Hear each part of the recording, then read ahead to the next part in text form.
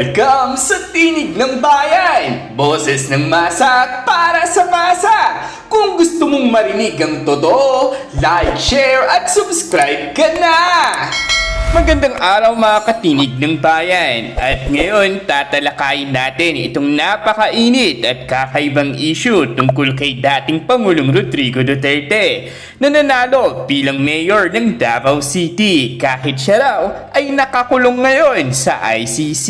Grabe raw ito mga katinig, historic. Kasi kung hindi siya makakapag-take oath, nga raw first time in history raw na magkakaroon ng absent mayor sa Davao City. At mukhang si Vice Mayor Baste Duterte ang papalit bilang acting mayor. So pag-usapan natin ito ng malalim.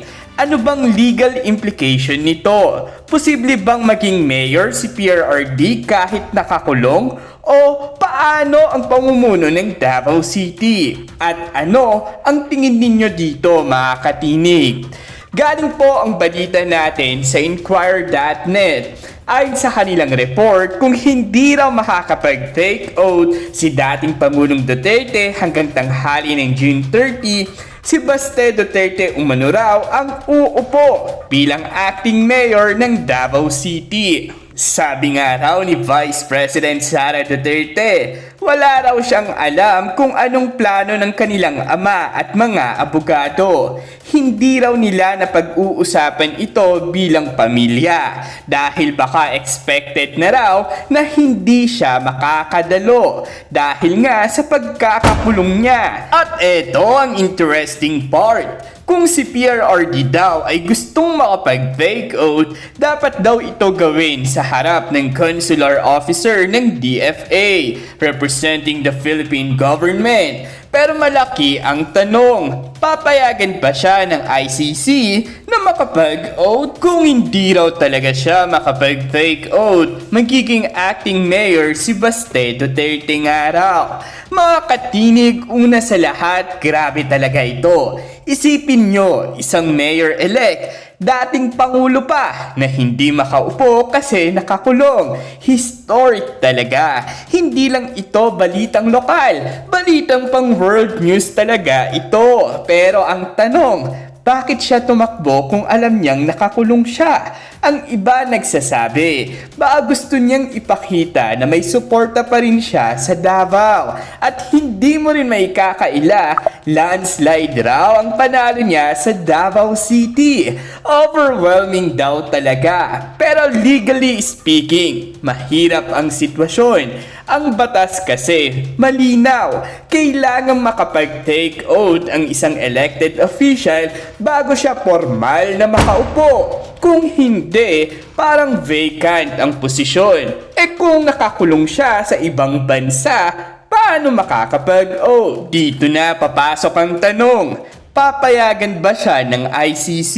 Kasi kahit gusto niya, nasa custody siya ng International Court. Hindi naman basta-basta makalalabas yon. At kahit consular officer pa ang pupunta, baka hindi rin payagan ng korte na magsagawa ng official function doon. Ngayon, sabi ng iba, baka online oath taking. Kaso, seremonya yon na dapat official. Hindi ito parang Zoom meeting lang. May mga legal na proseso yan. At kung hindi ito masunod, baka hindi valid ang kanyang pagkakaupo bilang mayor. At dito na papasok ang sunod na malaking tanong. Kung hindi siya makapag-oath, considered bang vacant ang kanyang pagka-mayor? Kailangan raw bang mag-special election? O tuloy-tuloy lang si Baste bilang acting mayor hanggang matapos ang term?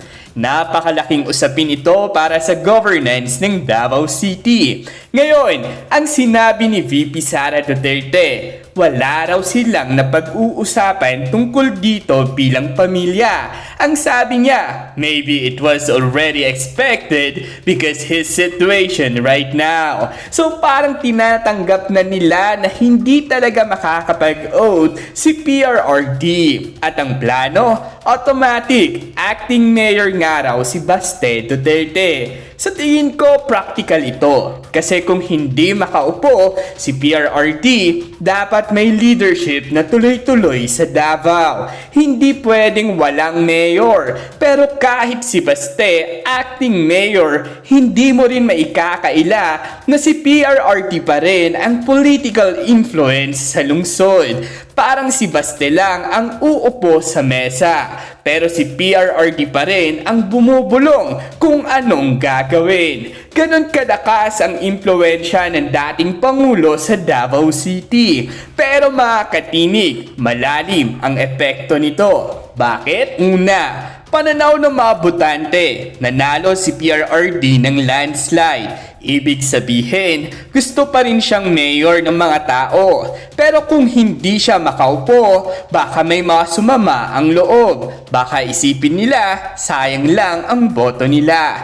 Pangalawa, legal na epekto. Kung walang oath, baka i-contest ito legally. Baka may mag-file ng kaso questioning the legitimacy ng pagka-elect niya as mayor. Kasi nga, kung hindi ka nakapag-take oath, hindi ka opisyal na nakaupo. Pangatlo, governance mismo ng Davao City. Kahit acting mayor si Baste, baka limitado ang galaw niya kung patuloy pa ring mayor on paper si PRRD. Kasi baka hindi malinaw kung sino talaga ang final authority. At pang-apat, national impact. Dating Pangulo yan. Kapag pinag-uusapan ito internationally, baka tanungin din ng ibang bansa. Ano ba nangyayari sa Pilipinas? Paano ka magkakaroon ng mayor na nakakulong abroad? Mga katinig ko, gusto kong marinig ang opinion nyo. Tingin nyo ba tama na pilitin pa ni PRRD na umupo bilang mayor kahit nakakulong siya abroad? O mas mainam bang ipaubaya na muna kay Baste Duterte ang leadership ng Davao City? Sa tingin nyo, valid pa ba ang pagka-elect ni PRRD kung hindi siya makapag-oath? Sa kabuuan mga katinig ko, napakalaking issue nito. Hindi lang ito simpleng oath-taking. Nakasalalay dito ang mandato ng taong bayan, ang legalidad ng posisyon ni PRRD, at ang stability ng governance ng Davao City. Ang malinaw lang, kahit anong mangyari, PRRD remains a powerful figure in Davao. Pero kung purely legal tayo, mahirap talagang ipilit kung nakakulong siya abroad at tila hindi siguro papayagan pa ng ICC. Comment down below, like and share kung nagustuhan nyo ang usapan natin ngayon. At huwag kalimutang mag-subscribe sa Tinig ng Bayan, kung saan ang boses mo ay mahalaga.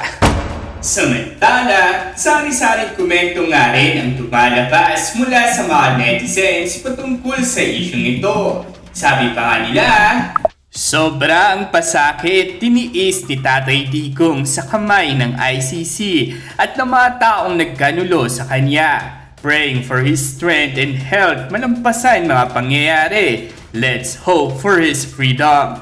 Magaling si PRRD. Lumaban as a mayor, for sure alam na niya na hindi niya magampanan ang trabaho bilang mayor due to his condition. Kaya ang anak replace him as a mayor. Mabuhay Philippine! Nakakalungkot na hindi makapag-oath si Tatay Digong. Pero okay lang dahil si Baste naman ang acting mayor. At dyan nagtatapos ang usapan natin ngayon. Kung may gusto kang idagdag o reaksyon, i-comment mo lang sa baba. Boses mo'y mahalaga. Huwag kalimutang i-like, share at subscribe para sama-sama nating palakasin ang Tinig ng Bayan. Hanggang sa susunod, tandaan, ang may alam, may laban! Awesome!